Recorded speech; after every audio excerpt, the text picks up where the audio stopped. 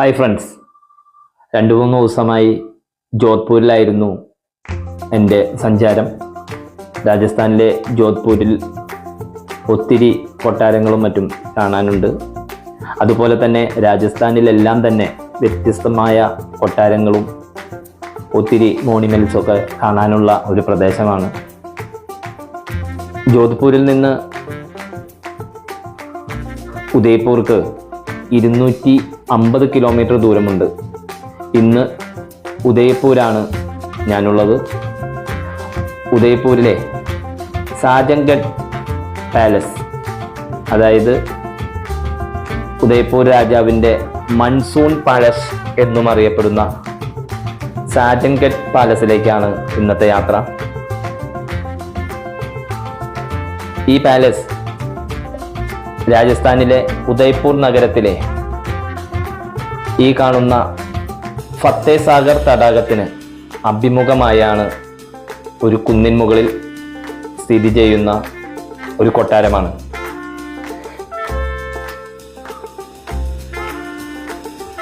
മേവാർ രാജവംശത്തിലെ മഹാറാണ സജ്ജൻ സിംഗിന്റെ ഭരണത്തിൽ 1874 മുതൽ 1884 കാലഘട്ടത്തിൽ ആണ് ഇത് നിർമ്മിച്ചത്.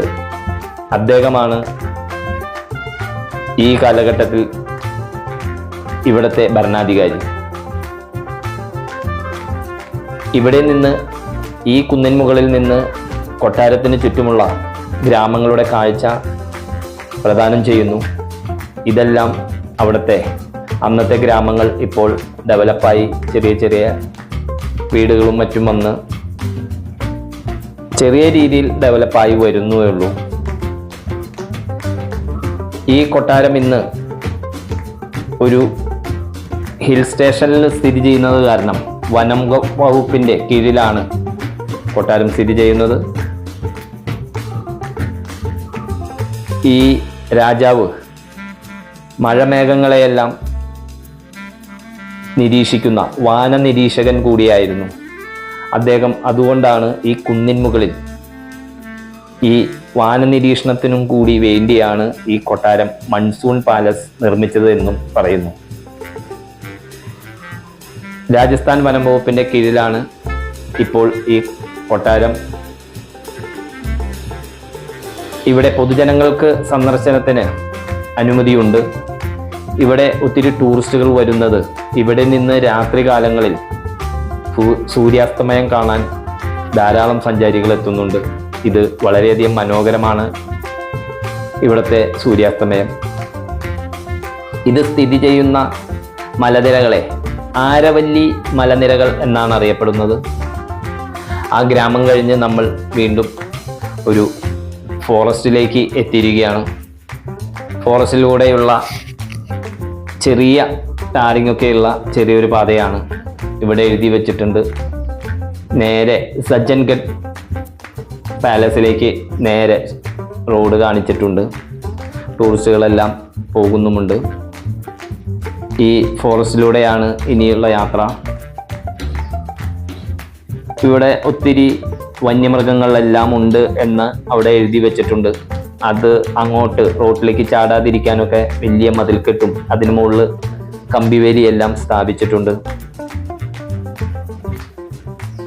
ഇവിടെ ധാരാളം കടുവകൾ, അതുപോലെ നീൽഗായ്, അതേപോലെ കാട്ടുപന്നികൾ, കുറുക്കൻ, കഴുതപ്പുലി, പുലികൾ എന്നിവയെല്ലാം ധാരാളം സംരക്ഷണ കേന്ദ്രം കൂടിയാണിത്.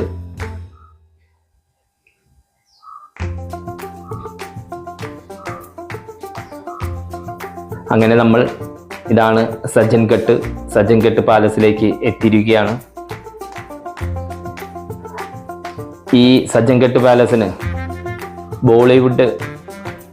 ഹോളിവുഡ് ചിത്രമായ ജെയിംസ് ബോണ്ടിന്റെ ചിത്രമായ ഒക്ടോപ്പസ് എന്ന ചിത്രം ഇവിടെ ചിത്രീകരിച്ചിട്ടുണ്ട് 1983.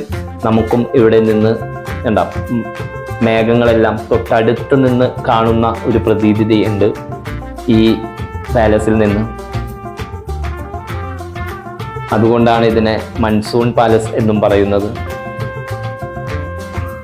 അങ്ങനെ ഹോളിവുഡിലും ഈ പാലസ് പ്രശസ്തമാണ്. സജ്ജൻ സിംഗിന്റെ ഭരണകാലത്ത് ഉദയപൂർ നഗരത്തിന്റെ വികസന പ്രവർത്തനങ്ങൾ മറ്റും നടത്തി ഉദയപൂരിന്റെ പൊതുസ്ഥിതി മെച്ചപ്പെടുത്തിയ ഒരു രാജാവായിരുന്നു അദ്ദേഹം. ബോംബെ കഴിഞ്ഞാൽ ഉദയപൂരിനെ ഇന്ത്യയിലെ രണ്ടാമത്തെ മുനിസിപ്പാലിറ്റിയായി ഉദയപൂരിന് അംഗീകാരം ലഭിച്ചത് സജ്ജൻ സിംഗിന്റെ ഭരണകാലത്താണ്.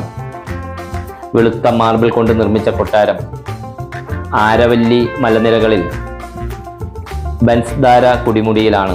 സമുദ്രനിരപ്പിൽ നിന്ന് ഏകദേശം 3100 അടി ഉയരത്തിലാണ് ഈ കാണുന്ന കൊട്ടാരം സ്ഥിതി ചെയ്യുന്നത്. മഹാറാണ സജ്ജൻ സിംഗ് വളരെ ചെറുപ്രായത്തിൽ തന്നെ ഭരണം ഏറ്റെടുത്തു. 16-ാം വയസ്സിൽ തന്നെയാണ് ഭരണം ഏറ്റെടുത്തത്. നിർഭാഗ്യവശാൽ അദ്ദേഹത്തിന് 10 വർഷമേ ഭരിക്കാൻ സാധിച്ചുള്ളൂ. 26-ാം വയസ്സിൽ തന്നെ മരണപ്പെടുകയും ചെയ്തു. ഈ വെളുത്ത മാർബിൾ കല്ലിൽ പണിത കൊട്ടാരം, ഇതിന് ഉയർന്ന ഗോപുരങ്ങളും അതിലേക്ക് ഗോവണിയുമെല്ലാം ഉള്ള ഒരു ചെറിയ കൊട്ടാരമാണ്. നിരവധി മുറികളുമുണ്ട്. ഒരു വലിയ സെൻട്രൽ കോർട്ടുമുണ്ട്.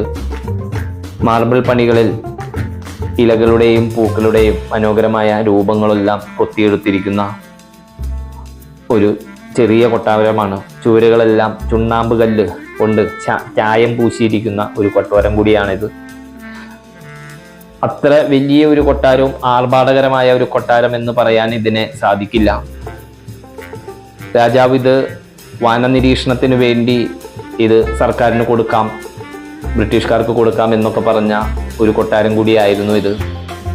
ഇത് അത്ര 3100 അടി ഉയരത്തിൽ സ്ഥിതി ചെയ്യുന്ന ഈ കൊട്ടാരം, ഇവിടെ നിന്ന് താഴത്തേക്ക് നോക്കിയാൽ ഉദയ്പൂർ നഗരത്തിൻ്റെ ദൃശ്യങ്ങൾ നമുക്ക് വളരെ ചെറുതായി കാണാൻ സാധിക്കും.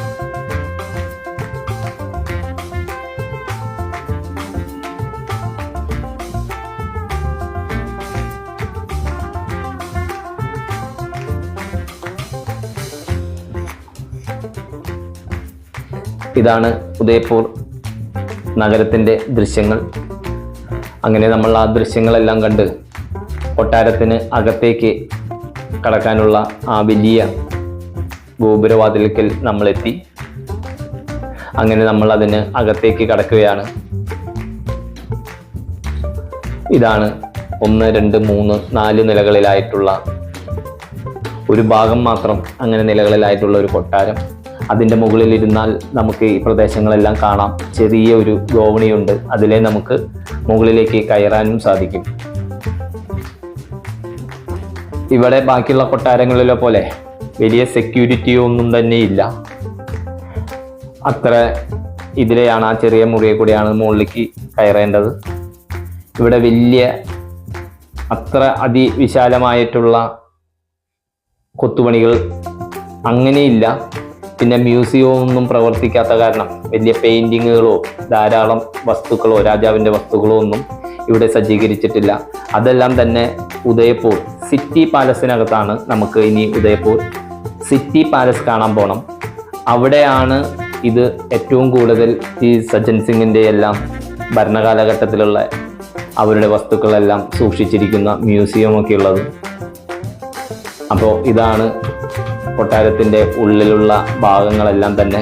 സജ്ജൻഗഡ് പാലസ് എന്നറിയപ്പെടുന്ന ഈ സജ്ജൻഗഡ് പാലസ്, സജ്ജൻഗഡ് ഫോർട്ട്, അതായത് സജ്ജൻഗഡ് കോട്ട എന്നും മൺസൂൺ പാലസും എന്നും എല്ലാം അറിയപ്പെടുന്ന ഈ കോട്ടയുടെ മുകളിൽ നിന്ന് താഴേക്ക് കാണുന്ന ഈ ദൃശ്യങ്ങൾ കണ്ട് ഇന്ന് തന്നെ city palace, Udaipur city palace കാണാൻ പോകണം.